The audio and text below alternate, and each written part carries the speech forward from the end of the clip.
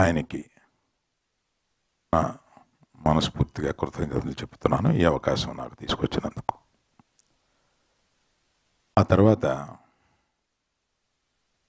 నిర్మాత శిల్ప గారితో ఫోన్ చేసి, నేను మొదటి రోజున థియేటర్ హంబుల్గా చేశాము, ఈ సినిమాకి రియాక్షన్ చూసి రెట్టింపు చేశాము, సాయంత్రానికి ఆ మరుసటి రోజుకి మళ్ళీ 2 థియేటర్స్ పెట్టి పెంచుకుంటూ వెళ్తున్నాము అని ఆమెకి ఫోన్ చేసి చెప్పినప్పుడు ఆమె అలా, నేను ఆమె మాట్లాడిన దాన్ని బట్టి ఆమె 50 సంవత్సరాలు ఉంటాయని అనుకున్నాను.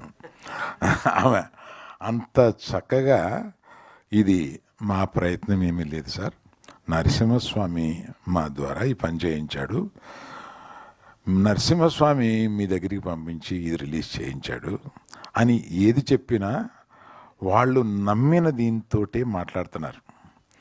సరే, దర్శకుడితోటి ఈరోజు మాట్లాడాను, అశ్విన్ కుమార్ గారితో. ఈ హంబుల్నెస్లో 2 రకాలు ఉంటాయి. హంబుల్నెస్ని ప్రజెంట్